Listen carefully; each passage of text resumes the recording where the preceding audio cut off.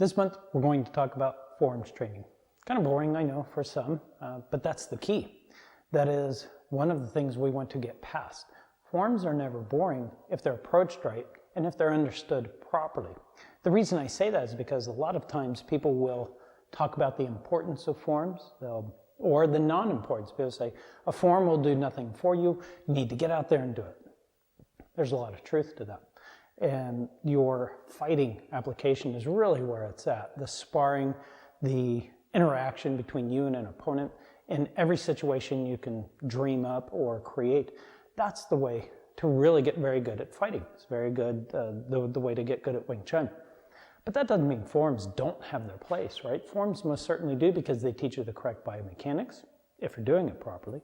They teach you where your arm goes, where your footwork goes, where your weight is. Without a form, you most certainly can fight if all you're doing is fighting. But what if you're solo, right? What if you're a solo trainer? What if you're somebody who wants to learn Wing Tsun and learn these actions and the explosiveness and the softness and a lot of the attributes that go with it, but you train by yourself? Well, Wing Tsun considers forms training, kind of like in the very first form of Sunim Dao, it's a catalog of techniques. It's a way of taking those actions, putting them in a certain drill, or rather a certain order, and teaching your body to do those movements so that you can train even when you're not sparring. So in my opinion, I think forms are extremely important for many, many reasons.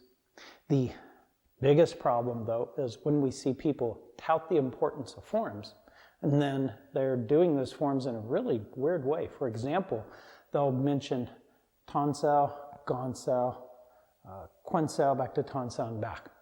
Now, when you see them, though, it's kind of like lazy and it's just going through the motion. There's no true training there. They've taught themselves to be just, sorry, but half-assed. They've taught themselves not to have the firmness or stiffness and yet the soft quality. They've taught themselves not to have that explosion of what Gan Sao can do, of what Quan Sao can do, that pressing, right? You've seen this action. It's from here, right? That's where it's first learned. And the explosive, drilling backward. It's kind of like kicking. If you go to YouTube or any other place, a lot of DVDs that show kicking, you see they're kicking in their forms. It's not that great. I mean, I'm sorry, but it's not. It's just like, they'll kick and they'll just drill something up and go, or they'll just do here and go. Well, if you're going to punch and drill that punch out, why aren't you going to drill that kick? If you're in your form, it needs to go, right? It needs to be a true, fast, powerful, fully executed kick, just like you're really kicking somebody. So just very briefly, I wanted to mention that when you work your forms, you work them with the intent that somebody is in front of you and you're fighting them. If they happen to be on the side and you're working in this manner, there's somebody there and you explode into them. You work your form as if you're fighting somebody. You don't just do it. It's like, oh, today I did Buji or whatever, and it's just real lazy and it's really not much of nothing. It's bam, and you explode into your actions, whether it's Sunim Dao, Chum Kyu, Buji, the dummy, the weapons. When you're working a form, you're fighting. That's the mindset you want. That's what I wanted to impart. Doesn't matter whether you're kicking, punching, working elbows, right?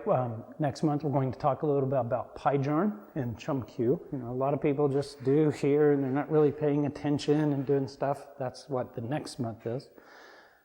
We want to put some power, right, into what we're doing. We want to learn that envisionment of there's somebody there and we need to explode into them. That is how you create that attribute. That's how you create that fighting quality of what Wing Tsun forms are all about. That'll do it for this month. Thanks for watching, and I'll see you next month.